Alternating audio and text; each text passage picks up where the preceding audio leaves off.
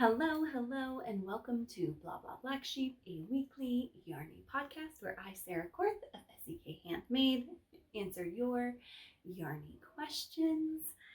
As always, Weston is here with me. I don't know if you can see his little snoot there. He wants your attentions, all the attentions.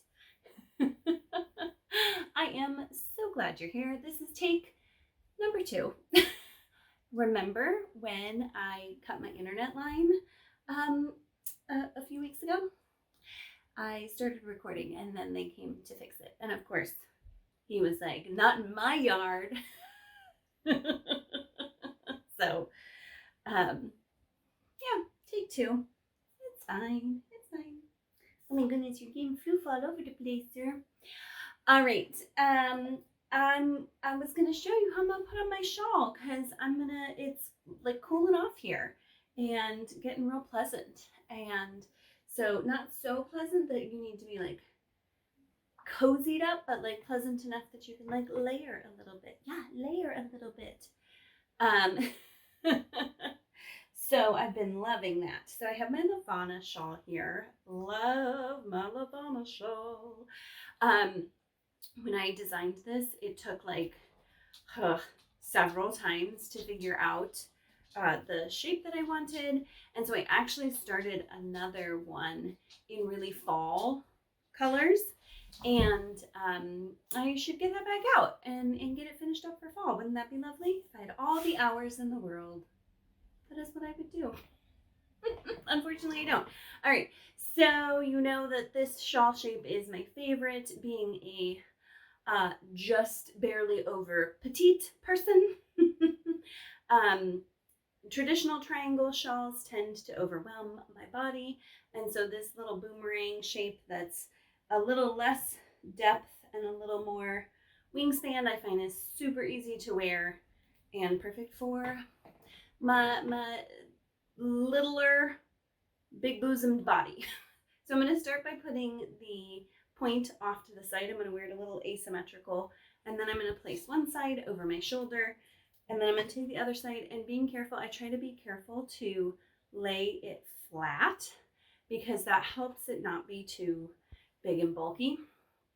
I'm going to wrap the other one around my shoulder, so I just have it like not even fully wrapped around me. And then I'm going to take my shawl cuff. Let's see.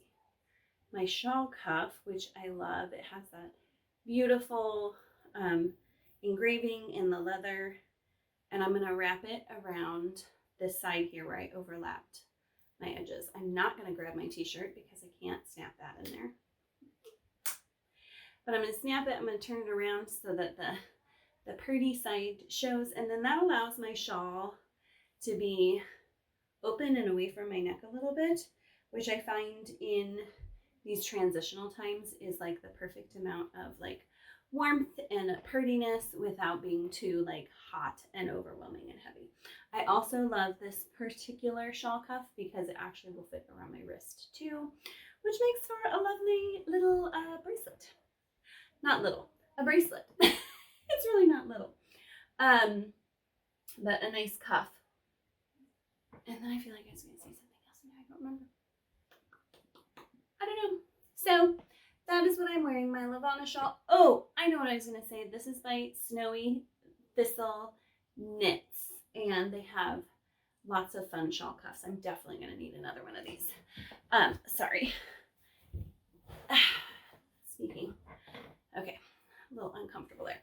So that is what I'm wearing. Links to the pattern and the shawl cuff in the notes. What is bringing me joy? Fall is in the air, and that is bringing me so much joy. I love seasons changing, and we are getting ready to send the little people back to school. This is the last recording I will do with them at home, which I feel like has gone surprisingly well. There have been relatively few interruptions.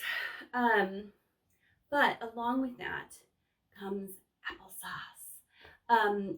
When we purchased our house, there was this very large, very old, very kind of sad looking apple tree. And we were like, well, we'll cut it down and maybe we'll plant another apple tree because I liked the idea of an apple tree. I'd never had one before. But, you know, things happened, pandemics and whatnot, and we never got around to cutting it down. And then it started producing apples. And for its sad lookingness, it produces really nice apples. And not great for just like chowing down on, but amazing for making applesauce. So lots and lots of applesauce being made over here. My dad is coming to visit, and I'm sending applesauce home with him for himself and my sister. So very excited about applesauce season. Thrilled that the boys are still excited about applesauce season because it's quite a bit of work. I made the first batch of applesauce last weekend, and it took a solid day between picking, washing, cooking, and saucing them. I don't know if that's a word. We're going to pretend like it is. But I'm enjoying it very much. I try to tell myself, because it's true, like just to remind myself that things are seasonal. And so like now is the growing, harvesting, you know, kind of season. We, you know, picked blueberries, picked strawberries, kept those for winter time. Elderberries have been picked. Whatever's left, I'm leaving for the birds. We have these two gorgeous cardinals that have been coming and eating the elderberries, I think. And I've just been like, yeah, go at it, little birdos. So yeah, that is keeping me kind of busy. Yeah, but it's the season. Pretty soon everything's gonna turn beautiful colors and die off, and then it'll be hibernation season. So the little extra work now is worth it so that we have that delicious produce when it's cold and snowy out. So yay. All right, small businesses.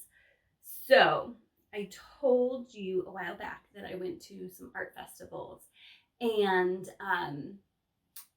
then one was by my dad's house, and I flew back home, and so I could not bring all my stuff with me.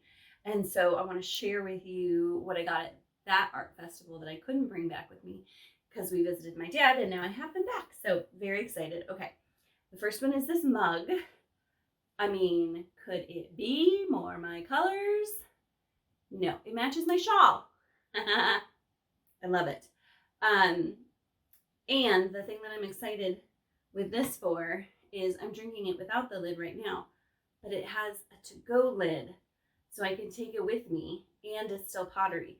Now, I did figure out that, of course, because it doesn't have a handle on it, it gets hot. But if you don't know, I have lots of cup cozies. So I just put one of my cup cozies on it this morning while it was really hot. It's cooled down now. And it was perfection. And it makes my cup cozies look extra good because it's such a nice, gorgeous cup. So that was one of the things I purchased at the art festival in Waukee, Iowa. This is Kunzler Studios.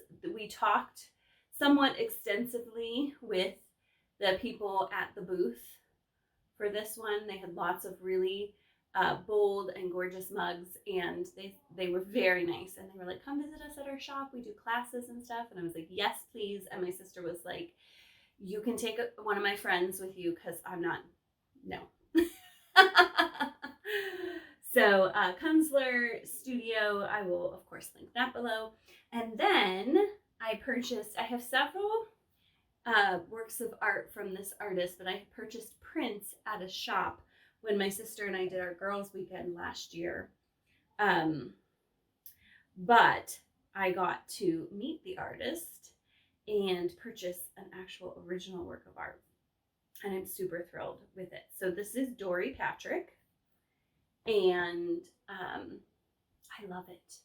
I love her work. It's so bold and unique. Her style is really like, I'm to the point where I can like pick it out in places because it's wonderful. I absolutely love it. She does a lot of fun stuff. This is a quote.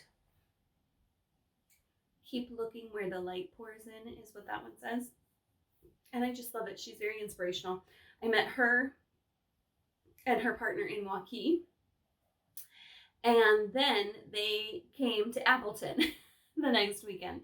So I saw her again, and Benton bought one of her stickers. She and her partner are both just lovely people, and love her artwork.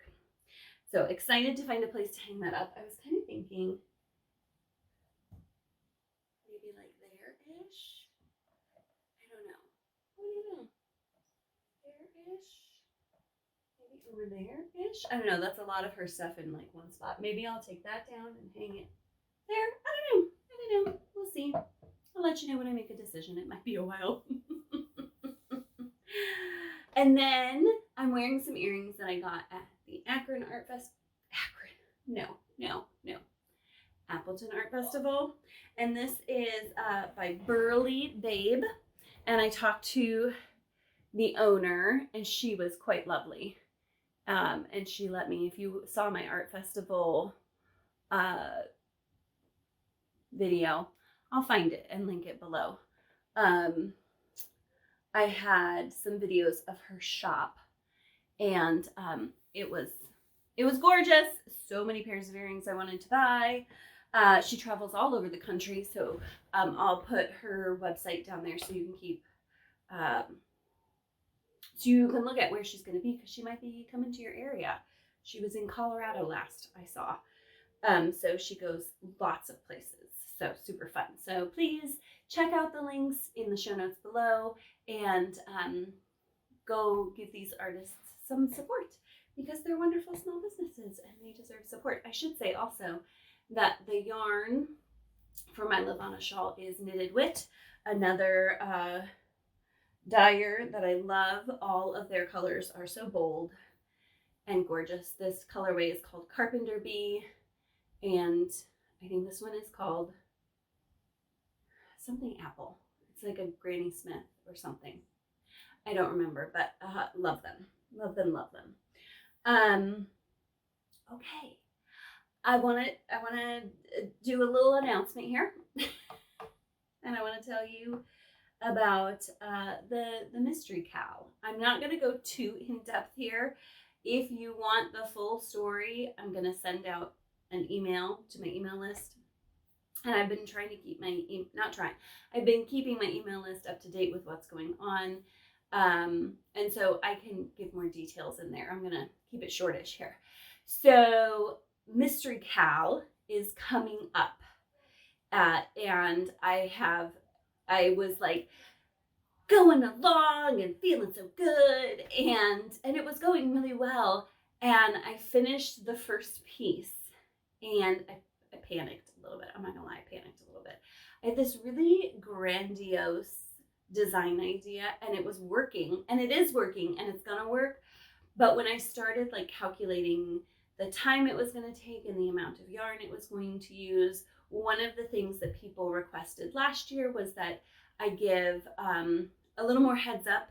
They wanted to know, like they would have joined in the class if they had been able to save up a little bit for the class, and the direction I was going was going to be big and long and on the more expensive side.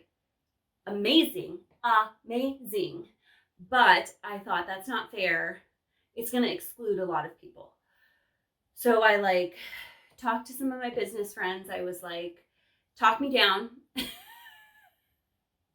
And they were wonderful. Clearly shouldn't play with that. That's messing up my lighting. And here's the plan. I took the original plan. Plan A is on the shelf. It's coming back, but not until next year, because between testing and creating the class and all of that, it was just going to be too much, too big, too extensive, too overwhelming. I was feeling some anxiety. I was feeling lots of anxiety. And so I said, okay, step back, Sarah. It's been a wild, busy summer that hasn't gone any of the directions I thought it would. You just need to part of the reason I do this job is because I have the flexibility that when these things happen, I can move in different directions. So plan B is in full effect. I'm going with a much smaller project. It's going to be 2 skeins of DK weight. I have my sample almost done. I'm going to call for testers. I'm gonna call for testers by next week, for sure, for sure. And then the Cal is going to be in October. So if you want more details, sign up for my email list and get all the details. And then, I'll probably be coming with them here soon too. And if you want to help me test, sign up for my tester emails. It's going to be lots of fun.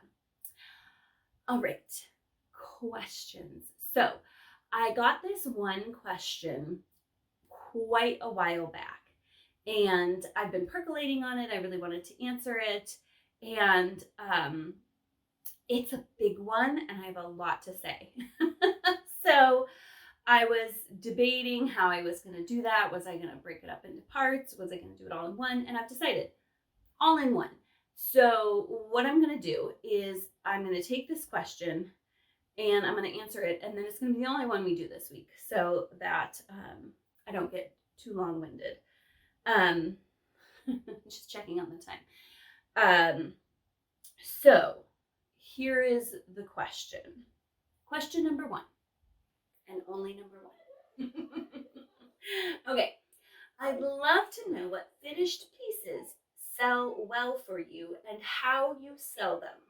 For example, do you sell at a market?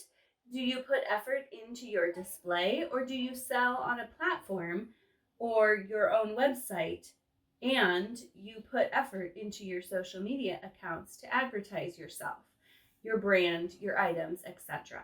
Kind of like a behind the scenes. Behind the scenes, I am moving house and everything is either in boxes or a mess. Once that's done, I'm going to give selling another try. I tried Etsy, but never in-person craft fairs or markets. So this is a great question and a big topic that I spent a lot of time learning about a while back. So currently, sorry for the noisiness. They're clearly getting a little excited. Currently, I don't sell finished items anymore. It is very rare I take on commissions. Specific people want me to make a specific thing. A lot of times it's earrings, though I have been getting away from that because I have a couple friends who sell finished earrings. They have their own shops and focus on that specifically, or they're testers of mine who focus on selling. So a lot of times I filter those people to the other people who that's their main thing. So I don't sell finished items currently, but it is how I started. When I decided I was going to turn this into a business, it was because I looked around my house and said, how many hats can one person have when you only have one head? And I thought, if you know my story, my mom was a stay-at-home mom who ran her own business out of the house, so she had the flexibility to be really involved in us and our school, and ran her own business. And so with that as my example and guide, I wanted to do the same thing. So my first plan was that I was going to sell finished items.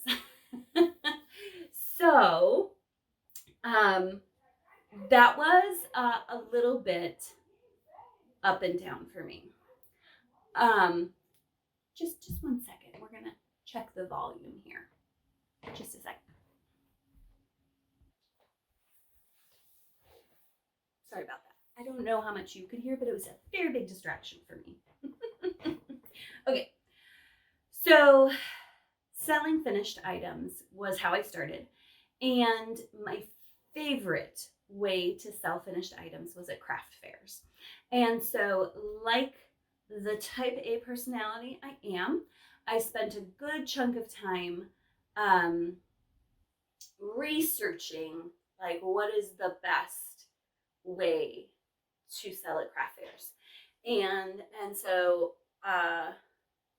I have some suggestions for you, some things I learned. I did not sell at a lot of craft fairs, and what shifted me away from that was we moved from Ohio to Wisconsin, and I was going to have to start completely fresh, and pandemic and whatnot, so I just never got back to it. I leaned more into designing and less into selling finished items. So, but I loved craft markets. I really did. It was so much fun to talk to people and see them, and I really enjoyed that interaction. So I found it to be a lot of fun. Now I'm a pretty extroverted person, so that's that. So my suggestions, if you haven't gotten into craft fairs and you want to, is to take a year to do your research and make some big decisions first. So I think you need to do two things ahead of time before you just dive in. That being said, it's always a work in progress, right? You're always changing and adjusting based on what you find works and what people want, and going where your people are. So I don't want you to like make these decisions and then feel like I'm done forever. This is how it's always going to be. Not necessarily the case. So the two decisions I want you to make ahead of time are: one, what markets are you going to do? And two, what is your niche going to be? So, how do you find out what markets you're going to do? Here's my suggestion. And this was a suggestion I learned from somebody else. But I think, so back when this was years ago, back when I was researching craft market stuff, Chantal of Knititude was still doing craft markets as well. And so I found a lot of her advice super helpful. We're talking like 2019, 2018-ish though. So if you want to go looking for her stuff, you got to go ways back. Anyways, one of the suggestions, maybe from her, maybe not, was do your research about what markets you want to go to. Markets who just willy-nilly accept everybody tend to be more chaotic, less organized, less upscale, I guess. And so I found that juried markets, so places that you had to apply to, and then they narrowed down the choices, were better for me. I highly recommend taking a year, or even if you decide like I'm going to do a craft market, spend craft market season, which I know is like it's expanded more than when I first started. There's lots of year-round markets now. You can do farmers markets and have a market in the season. There are like art festivals in the summer. Some people consider finished knit and crochet items as art. Others will say, no, that's a craft. But my point being, go to these festivals, find some that you think you'd like to be a part of, and then go to them. Because you may think, I want to apply for such and such art festival, and you may get there and it may be all really like upscale, like paintings and giant sculptures and that kind of stuff. And you may say, no, not worth my time. Even if I could get in, which I don't think I will, the people who are coming to buy a huge oil painting aren't coming to buy a crocheted hat. Maybe. There was one festival that I went to that I thought for sure, next year I would apply for this festival. On paper, it looked amazing. It was like a 3-day event, and I was like, they have enough enough traffic to make it last for 3 days. How great to be able to set up your booth and then have 3 days worth of traffic, yada, yada, yada. On paper, it all looked great. I went and visited this art festival and I was immediately like, no, nope. It was claustrophobic. There were so many vendors all right on top of each other. It was a lot of really, really inexpensive and sometimes quite poorly made items. And I was like, nobody's buying a $50 hat if they're coming for the $2, I don't know, some lady made, I just remember she made jewelry out of paper, and people make jewelry out of paper that is stunning and amazing. This was not, so I was like, this is not my crowd.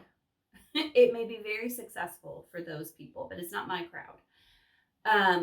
So research what markets are in your area and decide how big you want your area to be. And are you going to sell in fall and winter? Are you going to try to sell year round? And then visit those markets and decide if they are for you. I think that doesn't mean that if you go to a market and you're like, I don't think this is for me, that you can never go to it. But that's maybe not the place to start. So that's tip number one. The other thing I think you need to do before you start is decide on your niche. So what are you going to make? I think a lot of times the misconception is that the answer to that is everything. I'm going to make everything. I'm going to make so many things that I'm going to appeal to absolutely everyone. And friends, that is not possible. You can't make, first of all, you'll drive yourself nuts trying to make everything. And second of all, like appealing to everyone is a fantasy. It's not possible. So the people with strong focus are the people who are most successful. And I have been working for years to narrow my focus. The story I always remind myself of is that Amazon started selling books. And they got really, really stinking good at selling books before they sold everything. So I think we look at an Amazon and say, to become successful, I have to sell everything. But in reality, they started very niche down and then expanded. So I encourage you to do the same. If you want to do kids hats, fun kids hats, do fun kids hats. If you want to do, I was aiming for people more like myself, moms of children, moms who wanted to care for themselves and pamper themselves a little bit, who loved a handmade aesthetic, but maybe couldn't, make it themselves. Moms with children, Sarah. And so that I was not making baby toys and blankets and mom's hats, and you got to decide who your focus is. And then that's really going to help you move forward. So not only deciding who you're making for is going to help you pick what to make, but it's also going to help you choose where to sell, because some places really focus on adults, I guess. There was one craft show that I sold at. I saw nary a child there. And it was great for me because I wasn't selling stuff to kids and no one else there was selling stuff to kids. So people were coming to buy fancy goat lotions for themselves and gorgeous signs and hand-dipped chocolates and handmade hats. And that was great because I was not focused on children. If you are focusing on children, maybe that's not for you. Maybe it is, because maybe those people who are shopping there are also like, I want a really nice handmade baby gift, but I can't make it. So things to think about. So narrow your niche down. The other things that I think you need to narrow down are color palette and display. I was just waiting if I was going to call her out. I'm going to call her out. My mother-in-law said to me when I first started, she and I do not have the same color palette. She said to me, you're going to have to start making things in all the colors, Sarah, because not everybody likes your colors. And and no, the answer to that is no. You will look chaotic and unorganized if you're doing all the things in all the colors. You can make a custom order for someone who wants a specific color. If it's outside your color palette, I do not recommend having the rainbow, unless rainbow is your thing, but then like, you know what I mean? You can't have every color under the sun. So narrow it down to a few colors. A couple neutrals. Neutrals always sold well for me because they go with everything. So like grays and creams. I didn't do browns. I did black back then. So black, gray, cream. I call it a wheat color because my preference for cream is more of a cool tone than a warm tone. Narrow your color palette down. It of course had teal in it. The other thing is then narrow down your yarn choices. If you are, there are some people who sell luxury hats and all that they use, they're narrowing down is that all that they use is Malabrigo. I can't think of it. The super bulky. Nope, I don't have a skein of it. I mean, I have a skein of it, but it's not right here. So all they use is that Malabrigo bulky. They make gorgeous hats, and that is it. That is their aesthetic. Bulky hats in Malabrigo yarn. But you may say, I'm not, you have to sell that hat for a lot more because that skein of the super bulky yarn is like $30, I think. Something like that. So your price needs to go up so that your profit can still be there. Don't forget profit, people. You need to be making money or this is not worth your time. I'm not going to go into that too much though. So narrow your color palette. And then the other thing with that is then you can look for sales and you can maybe buy in bulk, depending on how. I will say my go-to yarn for my craft markets was Lion Brand wool spun. Word Sarah. I started using it the year they discontinued it, and so I got skeins at like $2 a skein, and I was like, yes! And I bought, I'm not even joking, hundreds of skeins, and I still have a full drawer in my dresser stuffed full of wool spun skeins that now I don't know what I'm going to do with them. So don't go too crazy until you're like real sure this is where you're going and that this is something you want to sustain. But eventually you can buy in bulk. And then think about your display. Your display can elevate the feeling of your booth, and that can make people trust you more. Does that make sense? So I want you to just think about, like, if you walk in somewhere and okay, here, how about this? I want you to imagine a store. You walk in and the displays are uniform, they're well organized, they're clean. There's a nice color palette running through everything. There's lots of uniformity. You get a real feel immediately for what the store is about and what feel they're trying to convey. Whether that's like clean and modern, more kind of country chic, I don't know, style things, so that's all I've got. But you can immediately see. Now, Now I want you to imagine you walk into a store and it is tables with stuff piled, just flat tables with stuff piled on it. There are bins with stuff just like tossed in it. Can you picture the two different stores? And then think about, what do you want to shop in? Where would you spend more money? Personally, the organized display to me feels more professional, feels like it's worth spending my money. This is someone who focuses on quality. When you just take a table and lay your stuff on top of it, or have bins that people need to like rummage through,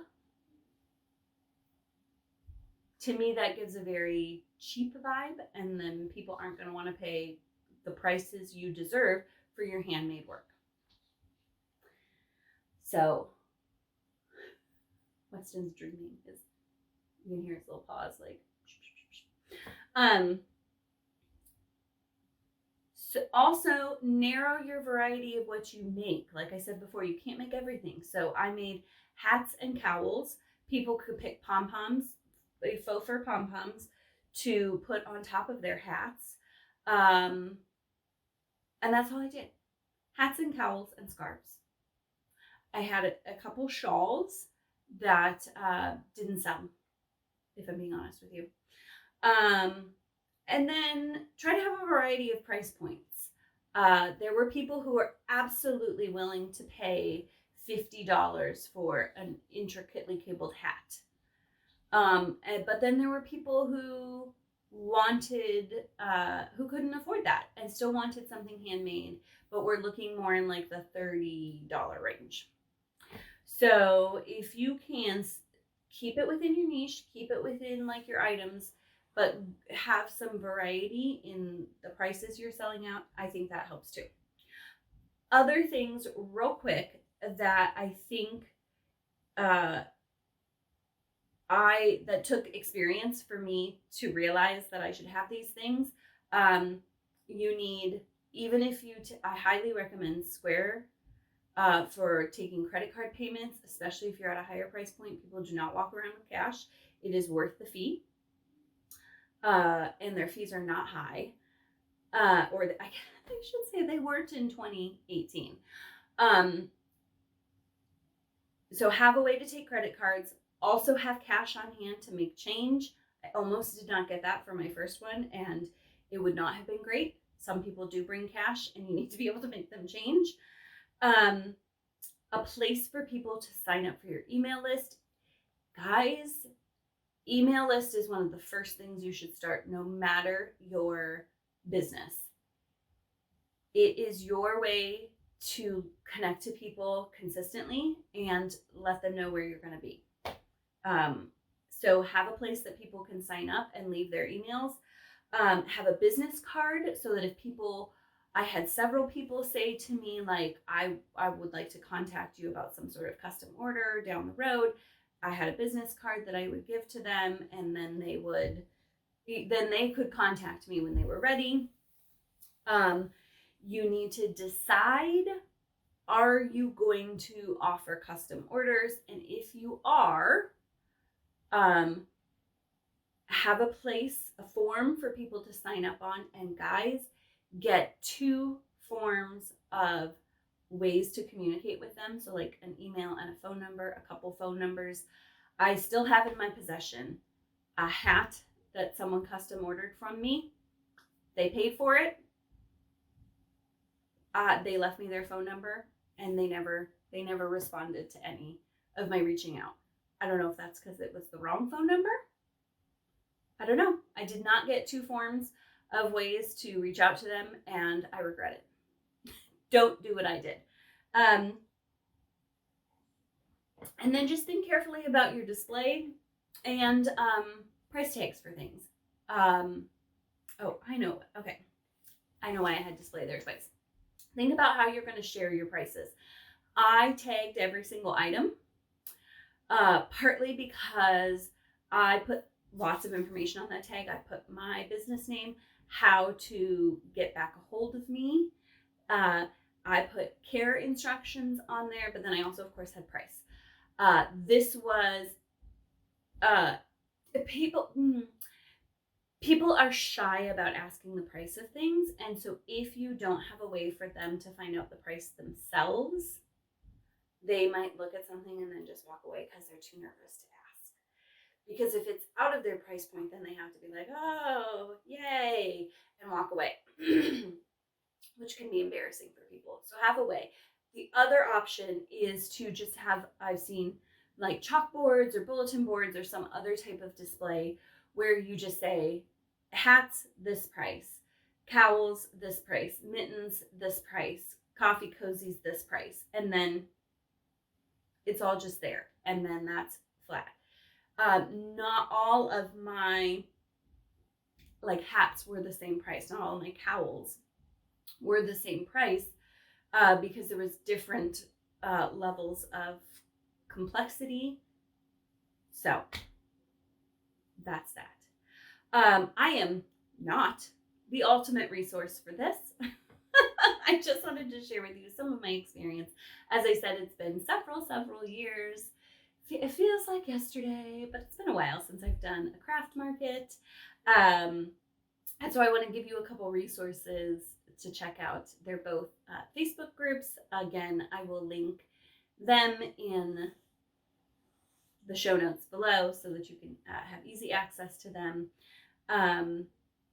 Crochet. Oh my gosh, I'm blanking because I just call it CBA. I think it's just Crochet Business Academy. I don't think it's the Crochetpreneur, Pam, whom I love, is my business coach. And she has resources for both designers and people who sell finished items. So I highly recommend her information. You can go about joining her free group where she gives lots of good information. One of the things I love about Pam is she always comes strong with the value. I never walk away from one of her posts or videos thinking like, well, that wasn't very helpful. Even if it was stuff I already knew, I always feel like that was very generous amounts of information for people who aren't as far along in their journey as I am. That's the only time that I'm like, oh, I already knew all that. That's because I already learned it from Pam, probably. So she's got lots of great information. There are free options from her and paid options. I'll try to link to all the things. And then another free resource is the Ash and Tay Facebook group. I'm not active in there much because I don't do markets, but a lot of people in there do markets, and they're constantly sharing like what's working for them, where they source things. So you might look at it, and if you are like me in that you're aiming for I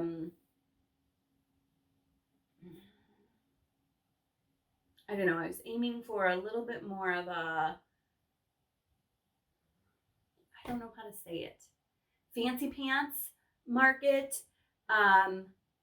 It may not be the group for you, but you might also get some tips on things. There's a lot of like amigurumi and stuffed animals and stuff in there. But you might be able to learn techniques that you can translate to your specific niche. So there you go. All right. I knew that I would ramble on for a long time with this, which is why I'm so glad I only picked one question. So again, I want to state, I am not the be all end all. If you are a person who does markets and you have advice, share. I'd love to hear. We'd all love to hear. I'd love for this to be a place where we can share ideas. If you are a market goer, so maybe not somebody who sells at markets, but someone who goes to markets, drop what down below. What do you like to see? What draws your attention? What makes you feel like, oh, that's really high quality and professional, and I'm gonna check that out. So let us know. Thank you so much for joining me today. If you are still here, I appreciate you, and I hope you found this interesting, even if you aren't a seller, as to kind of some of the things that goes on behind the scenes. If you are curious about behind the scenes designing, feel free to leave questions about that too. I'm always happy to share, and sign up for my email list so that we always stay in contact. It's all in the show notes below. Have a marvelous week and happy crafting.